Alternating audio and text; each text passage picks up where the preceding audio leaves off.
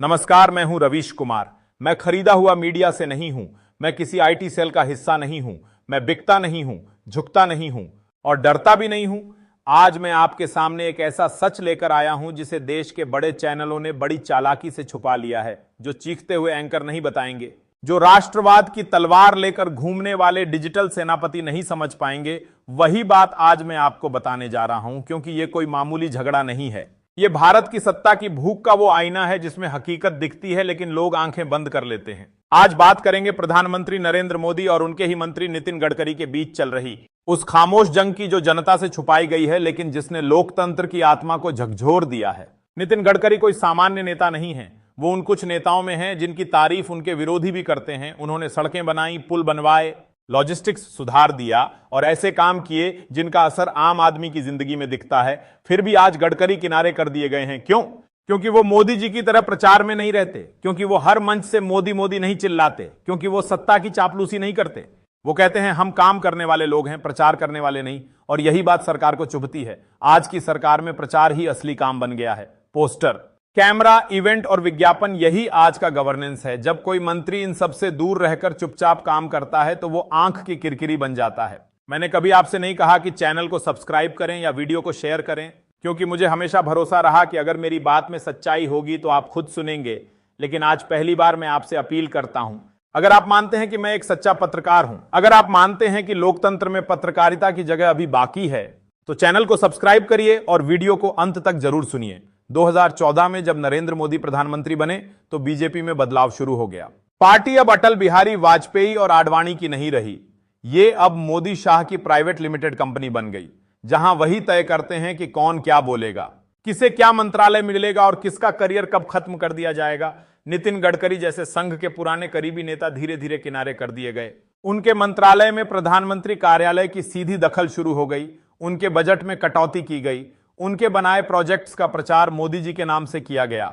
जो काम गडकरी करते थे उनका श्रेय प्रधानमंत्री लेते थे। आपको याद होगा, गडकरी ने एक बार कहा था कि राजनीति अब विचारधारा नहीं रही, अब यह केवल सत्ता का खेल बन गई है। यह बयान सीधे प्रधानमंत्री की राजनीति पर हमला था, क्योंकि आज की राजनीति विचार से नहीं प्रचार से चलती है। 55 इंच का सीना, मां की पूजा, विवेकानंद के भाषण, नेहरू की आलोचना और हर दिन एक नया नैरेटिव, यही आज का शासन है। और जब कोई मंत्री कहे कि विपक्ष दुश्मन नहीं होता तो समझ लीजिए वो इस मॉडल के खिलाफ है। इसीलिए गडकरी को 2019 के बाद बीजेपी के सबसे अहम संगठनात्मक बोर्ड से बाहर कर दिया गया। जो पार्लियामेंट्री बोर्ड कहलाता है, जहां पार्टी की रणनीति बनाई जाती है, वहां अब केवल हां में हां मिलाने वाले लोग रह गए, चापलूस, पालतू और मौन। अब सोचिए, जो नेता नागपुर से आता है, जिसने संघ की खिचड़ी खाई है, जो विचारधारा को जानता है, जो नीति पर काम करता है, उसे क्यों नजरअंदाज किया गया? क्योंकि अब मोदी सरकार संघ की परवाह नहीं करती। जो खुद को ही राष्ट्र मान ले, उसे संगठन की जरूरत नहीं रहती। संघ प्रमुख मोहन भागवत ने भी कई बार सरकार की नीतियों पर अप्रत्यक्ष आलोचना की है, चाहे बेरोजगारी हो या निजीकरण, लेकिन इन बातों का कोई असर नहीं पड़ा, क्योंकि प्रधानमंत्री को आलोचना पसंद नहीं, तालियां चाहिए, और जो ताली नहीं बजाएगा उसे किनारे कर दिया जाएगा। फिर चाहे वो गडकरी ही क्यों ना हो। गडकरी की अनदेखी सिर्फ संगठन तक नहीं रुकी। उनके मंत्रालय की योजनाएं जो पूरे देश को जोड़ती थीं, ना तो टीवी पर आईं, ना सरकारी विज्ञापन में उनका नाम आया। धीरे धीरे उनका नाम गायब होता गया, यहां तक कि चैनलों ने उनके भाषणों को लाइव दिखाना भी बंद कर दिया। यह तब हुआ जब वो इकलौते ऐसे मंत्री थे जिनके पास तकनीकी और प्रशासनिक दोनों अनुभव था। लेकिन उन्होंने गलती क्या की? उन्होंने मोदी जी की तारीफ नहीं की। उन्होंने विपक्ष के लिए मर्यादित भाषा का प्रयोग किया। उन्होंने कहा राजनीति में शिष्टाचार होना चाहिए। उन्होंने कहा सत्ता का मतलब विरोध की आवाज को दबाना नहीं होता। और यही बातें सत्ता को पसंद नहीं आईं। अब सवाल है, क्या गडकरी को जानबूझकर कमजोर किया गया? जवाब है हां, उन्हें संगठन से काटा गया, मीडिया से दूर किया गया, बजट कम किया गया, उनके समर्थकों को कोई अहम पद नहीं दिया गया। यह सब किसी संयोग से नहीं हुआ, बल्कि यह एक सोची समझी रणनीति थी। क्योंकि मोदी शाह की जोड़ी को डर था कि अगर गडकरी जैसा लोकप्रिय चेहरा पार्टी में उभर गया तो सत्ता हाथ से फिसल सकती है। क्योंकि गडकरी संघ के पसंदीदा हैं और विपक्ष में भी उनकी छवि साफ है। आज जब सरकार पर आलोचना बढ़ रही है, तब अगर बीजेपी में कोई दूसरा चेहरा खड़ा हो सकता है तो वो गडकरी हैं। और यही डर उन्हें खत्म करने की वजह बन गया है। जब गडकरी कहते हैं हम प्रचार नहीं काम करते हैं, तो ये केवल एक वाक्य नहीं है, ये उस सरकार पर सीधा प्रहार है जो हर योजना पर मोदी जी की फोटो लगवाती है, हर उद्घाटन को इवेंट बनाती है। जबकि गडकरी का मॉडल है काम करो, दिखावा मत करो। लेकिन आज की राजनीति में इस मॉडल की कोई जगह नहीं है, क्योंकि लोकतंत्र अब एक इवेंट बन चुका है। हर दिन एक नया प्रचार, हर रात एक नई हेडलाइन, और अगर आप इस इवेंट का हिस्सा नहीं हैं तो आपको खत्म कर दिया जाएगा। अब सोचिए, एक नेता जिसने देश की सड़कों को बदला, ट्रांसपोर्ट को सुधारा, वो आज पार्टी के लिए बोझ बन गया है। क्यों?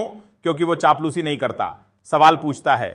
अगर यही लोकतंत्र है तो ये लोकतंत्र नहीं, भीड़ तंत्र है, जहां नेता चुने नहीं बनाए जाते हैं, जहां विरोध की कोई जगह नहीं होती, और जहां सत्ता का मतलब एक चेहरे की पूजा होता है। लेकिन यह पूजा कब तक चलेगी? क्या देश प्रचार से चलता है? क्या पोस्टर से बेरोजगारी खत्म होती है? क्या झूठे आंकड़ों से भूख मिटती है? गडकरी और मोदी के बीच की यह खामोश जंग सिर्फ दो नेताओं की लड़ाई नहीं है, यह भारतीय राजनीति के उस मोड़ की तस्वीर है जहां विचारधारा को सत्ता निगल रही है, संस्थाओं को व्यक्ति पूजा दबा रही है, लोकतंत्र को इवेंट मैनेजमेंट में बदल दिया गया है। जब एक पार्टी के भीतर भी मंत्री स्वतंत्र नहीं रह सकता, जब ईमानदारी ही खतरा बन जाए, तब समझिए देश किस रास्ते पर जा रहा है। गडकरी जैसे नेता जो सच बोलते हैं, काम करते हैं, संघ से जुड़े होने के बावजूद चापलूसी नहीं करते, अगर उन्हें ही किनारे किया जाए तो यह पार्टी की नहीं, लोकतंत्र की हार है। अब वक्त है आंखें खोलने का। हम केवल विपक्ष की नहीं, सत्ताधारी दल के भीतर की उस घुटन की बात कर रहे हैं जो एक व्यक्ति आधारित शासन की ओर इशारा करती है। नितिन गडकरी की चुप्पी, उनके कटाक्ष, उनकी सीमित उपस्थिति, ये सब संयोग नहीं है। ये एक राजनीतिक हत्या की प्रक्रिया है जिसमें किसी को गाली देकर नहीं बल्कि चुप कराकर खत्म किया जा रहा है। और अगर आज भी हम चुप रहे तो